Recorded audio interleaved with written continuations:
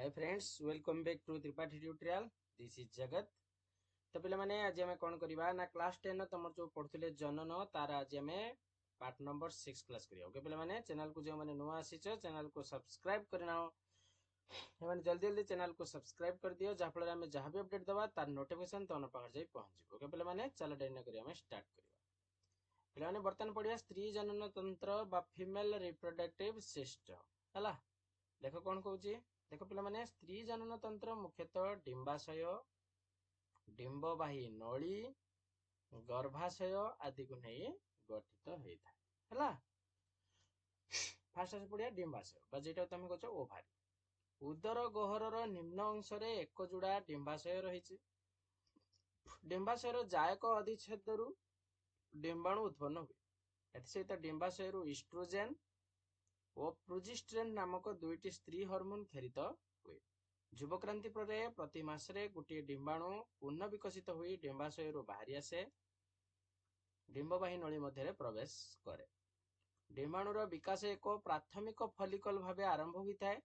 परवर्ती समय यार वृद्धि घटी यह ग्राफियन फलिकल रूप निए। एथिरे परिपक्व डिंबाणु थाए। डिंबाणुर निजस्व प्लाज्मा झिल्ली चारिपटे जोना पेलोसिडा नामक एक अतिरिक्त झिल्ली थाए। सर्ट क्वेश्चन आसीबो एडा मन रखिबो। यह किसी फलिकल कोष द्वारा घेरी हुई रही थाए। यही आवरण को कोरोना रेडियाटा बोली कहा जाए। कौन कहा जाए? Corona radiata. ठीक है। ओके। डिंबसर्ग पर ग्राफियन फलिकल जगार कर्पस लुटियम सृष्टि हुए। एथिरु खेरित प्रोजेस्टेरोन हार्मोन गर्भावस्था को बजाय रखिबारे सहायक हुए। ठीक है।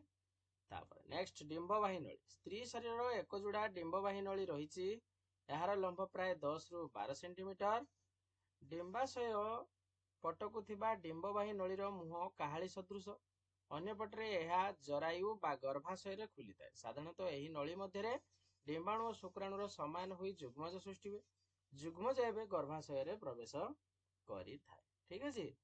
नेक्स्ट आसे पढ़िबा गर्भाशय जेटा तुम यूटेरस कहछ। गर्भाशय एक फंपा एवं पेशी बहुल अंग। यार लंब प्राय 7.5 सेंटीमीटर चौड़ा हूँ 5 सेंटीमीटर। यह उदर गहरर निम्न भाग एक ठीक मूत्राशयर पछकू रही। गर्भाशयर आगपट चौड़ा और पछपट को यह नलिया। यही नलिया अंश को जरायु ग्रीवा बोली कहा जाए। ठीक है। गर्भाशयर ग्रीवा बाहर को उन्मुक्त होई थाए। ठीक है। नेक्स्ट आसे पड़िया समायन और समायन परवर्ती घटना कौन हुए। डिंबाणु सहित शुक्राणुर मिलन को समायन कहा जाए।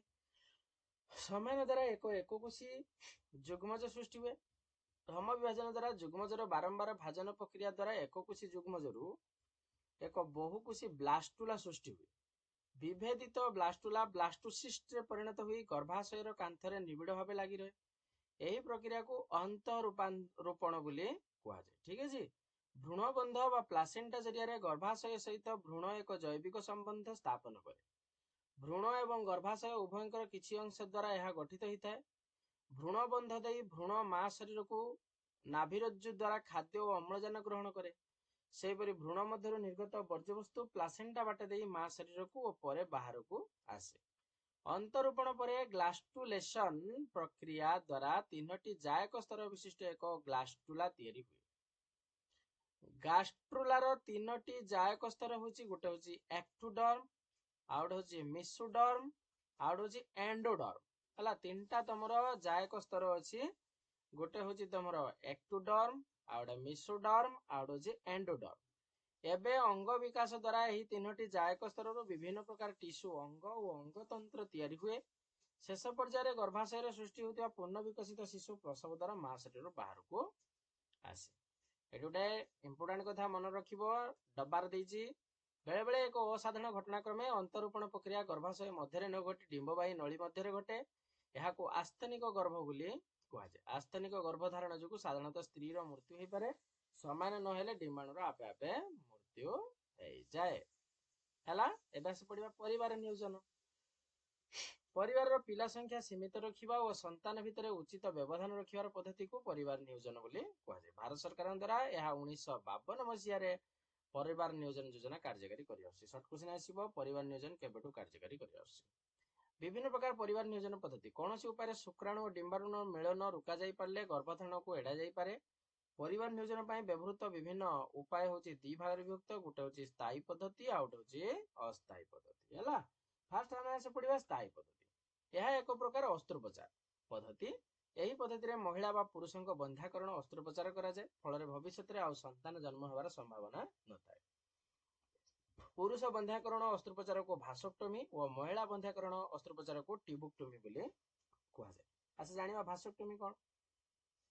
भासोक्टोमी द्वारा पुरुषर दुईटी जाक शुक्रवाही नली को काटी अलग कर बांधि दि जाए, फल रेत शुक्राणु मुक्त रही है। एवं बिना छुरी और बिना सिलाई 10 ରୁ 15 मिनिट समय भासोक्टोमी कर।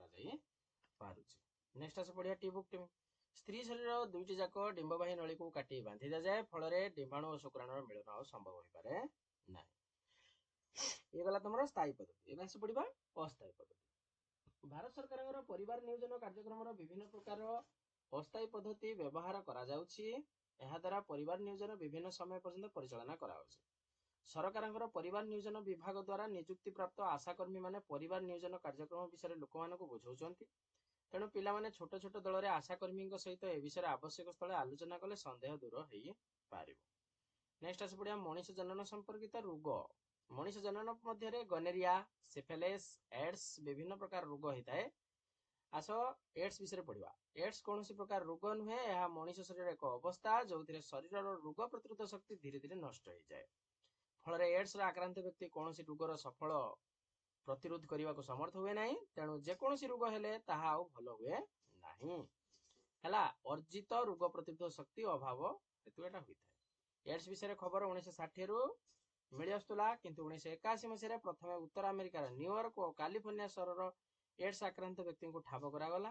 1986 मसीह भारत प्रथम एड्स आक्रांत व्यक्ति को चिन्हट करा जायतिला। यहा परठारु एड्स रे आक्रांत व्यक्ति संख्या प्रति वर्ष धीरे धीरे बढ़िबार लागिछि। एड्स को नियंत्रण रखिया पई कोनोसी निर्दिष्ट औषध नथिबारु यह चिंतार कारण हेइ जाइछि। नेक्स्ट से पड़िया एचआईवी। एड्स खलनायक एक भूताणु होछि कि एचआईवी। एही भूताणुर ना एचआईवी बा ह्यूमन इम्यूनो डेफिशिएंसी भाइरस। अन्य भूताणु परि यार शरीर गठन अति सरल। मुख्यतः पुष्टि शरीर गठित खोलपा मध्य भूताणुर आनुवंशिक पदार्थ थाए। यह होछि आरएनए। आरएनए थिया भूताणु मानक पश्च भूताणु बा रेट्रो भाइरस बोली कहै। बुझिला। नेक्स्ट आस पढ़िबा रोग प्रक्रिया। आम रक्त रे थिबा श्वेत रक्त कणिका माने आम शरीर को बाह्य संक्रमण रक्षा करंती, किंतु एड्स आक्रांत व्यक्ति शरीर टी लिम्फोसाइट नामक एक प्रकार श्वेत रक्त कणिका द्रुत गति ह्रास पाए। फल से मासाधिक काल ज्वर लगी रही है। सेहीपरि झाड़ा काश लगी रहा, श्वासतंत्र और स्नायुतंत्र समस्या देखा दिए। व्यक्तिर ओजन ह्रास पाए। सफल चिकित्सा न शेष में कौन हुए मृत्युवरण करे। एड्स संक्रमण किपरि होता है ना। देखो एड्स सृष्टिकारी भूताणु मनुष्य शरीर बाहर परिवेश रे 1 मिनिट अधिक समय एक्चुअली बंची पारे ना। यह जने व्यक्ति शरीर को सीधा सड़क अन्य जने व्यक्ति शरीर को संक्रमित होता है। एड्स रे आक्रांत व्यक्ति ठारू रक्त ग्रहण और एड्स पीड़िता मां ठारू तार गर्भस्थ शिशु को संक्रमण यार किसी उदाहरण। भारत में 85% एड्स संक्रमण एड्स आक्रांत व्यक्ति सहित अनैतिक दैहिक संपर्क स्थापन द्वारा होता है। नेक्स्ट आस पढ़ा एड्स चिन्हट किपरि करा जाए। जो व्यक्ति एचआईवी द्वारा आक्रांत होइछि कि नाही से विषय जानिया पई एबे विभिन्न प्रकार परीक्षण उपलब्ध हेलानी।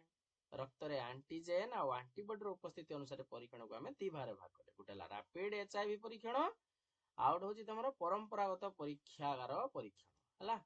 फास्ट देखिबा रैपिड एचआईवी परीक्षण। एही परीक्षण रे व्यक्ति को अंगूठी टिपरु रक्त नै परीक्षा कराई थाए।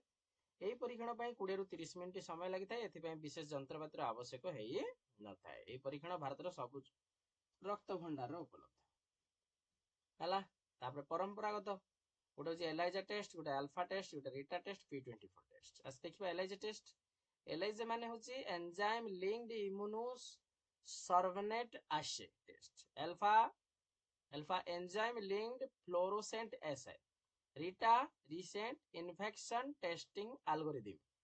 P24 टेस्ट इत्यादि। किंतु वेस्टर्न ब्लटिंग कौशल एड्स चिन्हट पाई सबुठारु विश्वसनीय उपाय। परीक्षा क्वेश्चन आसीबो कोउटा सबुठु अधिक विश्वसनीय उपाय अटे, तमे कहबो वेस्टर्न ब्लटिंग टेस्ट। एड्स विषय जनसचेतन सृष्टि करिया पई प्रति वर्ष डिसेंबर 1 तारिख को विश्व एड्स दिवस रूपे पालन करा जाय हला। नेक्स्ट आसे पड़िया संतान धारण और मां को स्वास्थ्य। ଭେଷଜ ବିଦ୍ୟା ସଂଜ୍ଞା ଅନୁଯାୟୀ ମହିଳାଙ୍କର ଗର୍ଭଧାରଣ ଠାରୁ ସନ୍ତାନ ଜନ୍ମ ହେବା ପର୍ଯ୍ୟନ୍ତ ଘଟୁଥିବା ସମସ୍ତ ଘଟଣାବଳୀକୁ ସନ୍ତାନ ଧାରଣ ବୋଲି କୁହାଯାଏ। ଏହି ଘଟଣା ଦ୍ୱାରା ଗୋଟେ ଦେଶର ଜନସଂଖ୍ୟା ବୃଦ୍ଧି ସହିତ ପରପିଢ଼ିର ସୁସ୍ଥ ନାଗରିକ ତିଆରି କରିବା ପାଇଁ ଯଥେଷ୍ଟ ଅବଦାନ ରହିଛି। ତେଣୁ ଜନସଂଖ୍ୟା ବୃଦ୍ଧି ଓ ନିୟନ୍ତ୍ରଣ ଉଭୟ ମହିଳାଙ୍କର ଅବଦାନ ରହିଛି।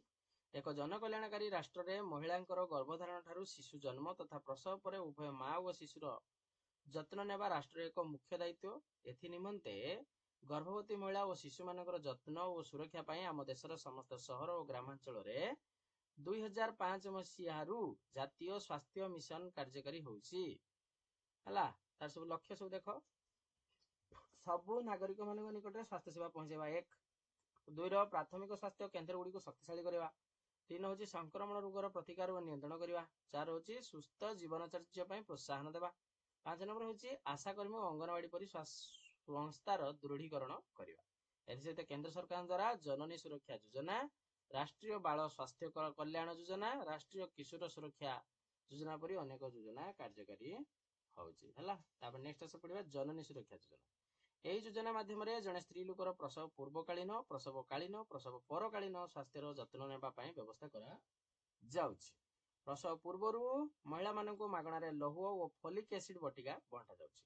ଆସନ୍ନ ପ୍ରସବ ମହିଳାଙ୍କୁ ପ୍ରାଥମିକ ସ୍ୱାସ୍ଥ୍ୟ କେନ୍ଦ୍ର ବା ଜିଲ୍ଲା ଡାକ୍ତରଖାନାରେ ପ୍ରସବ କରାଇବା ପାଇଁ ସରକାରଙ୍କ ତରଫରୁ ମାଗଣା ଆମ୍ବୁଲାନ୍ସର ବ୍ୟବସ୍ଥା କରାଯାଉଛି। ପ୍ରସବ ପରେ ପୁଷ୍ଟିକ ଆହାର ପାଇଁ ଆର୍ଥିକ ପ୍ରୋତ୍ସାହନ ବ୍ୟବସ୍ଥା ମଧ୍ୟ କରାଯାଉଛି। ବିଭିନ୍ନ ରୋଗରୁ ଶିଶୁମାନଙ୍କୁ ସୁରକ୍ଷା ଦେବା ପାଇଁ ସରକାର ସାର୍ବଜନୀନ ଟିକାକରଣ କାର୍ଯ୍ୟକ୍ରମ ମଧ୍ୟ ହାତକୁ ନେଇଛନ୍ତି। ବିଶ୍ୱ ସ୍ୱାସ୍ଥ୍ୟ ସଂଗଠନ, ଯେଟାକୁ ତମେ କହୁଛ WHO, ଆଉ ଗୋଟେ ହେଉଛି ୟୁନିସେଫ ପରି ବିଭିନ୍ନ ଆନ୍ତର୍ଜାତିକ ସଂସ୍ଥା ମା ଓ ଶିଶୁମାନଙ୍କ ସୁରକ୍ଷା ପାଇଁ ବିଭିନ୍ନ କାର୍ଯ୍ୟକ୍ରମ ମାଧ୍ୟମରେ ବୈଷୟିକ ଓ ଆବଶ୍ୟକ ସ୍ୱାସ୍ଥ୍ୟ ପାଇଁ ଉପକରଣ ଯୋଗାଇ ଦିଆଯାଉଛି। ପରୀକ୍ଷାରେ ଏଇଟା କ୍ୱେଶ୍ଚନ ଆସିବ, କେ ଦିଟା ଜିନିଷ କାମ କରୁଛି। ହେଲା, WHO ଆଉ ଗୋଟେ ହେଉଛି ୟୁନିସେଫ। ସ୍ୱାସ୍ଥ୍ୟ ସେବାର ଉନ୍ନତି ପାଇଁ ଭାରତର ଗର୍ଭବତୀ ମହିଳାଙ୍କ ମୃତ୍ୟୁହାର ଧୀରେ ଧୀରେ କମିବାରେ ଲାଗିଛି। 1990 ମସିହାରେ ପ୍ରତ୍ୟେକ 1 ଲକ୍ଷ ଶିଶୁରେ 556 ଜଣ ମାଙ୍କର ମୃତ୍ୟୁ ହେଉଥିଲା ବେଳେ 2016 ମସିହା ବେଳକୁ ମା ମୃତ୍ୟୁହାର ପ୍ରତି 1 ଲକ୍ଷ ଶିଶୁ ଜନ୍ମରେ 130 ଆସିକି ପହଞ୍ଚିଛି। ମାନେ କେତେ କମି ହେଲା ଦେଖ। ସେହିପରି ଶିଶୁ ମୃତ୍ୟୁହାର ମଧ୍ୟ ହ୍ରାସ ପାଉଛି। ଏହା ଭାରତର ଆନ୍ତର୍ଜାତୀୟ ସ୍ତରରେ ଏକ ବଡ ସଫଳତା ଅଟେ। ବୁଝିହେଲା? ଏ ଥିଲା ପିଲାମାନେ ପୁରା ବିଷୟର ତମର ସାରମର୍ମ। ହେଲା, ନେକ୍ସଟ କ୍ଲାସରେ ଆଉ କିଛି ଭିଡିଓ ନେଇ ଆସିବା। ଓକେ, ତ ଚ୍ୟାନେଲକୁ ଯେଉଁମାନେ ନୂଆ ଆସୁଛ ଚ୍ୟାନେଲକୁ ଟିକେ ସେୟାର କର, ସବସ୍କ୍ରାଇବ କର ଆଉ ଲାଇକ୍ କର। ଆଉ ଏମିତି ଭିଡିଓ ଦେଖିବା ପାଇଁ ଆମ ଚ୍ୟାନେଲର ବେଲ୍ ଆଇକନକୁ ପ୍ରେସ୍ କରିକି ରଖିଥାଅ। ଠିକ ଅଛି ପିଲାମାନେ, till then bye bye. Next କ୍ଲାସରେ ପୁଣି ଦେଖା ହବ।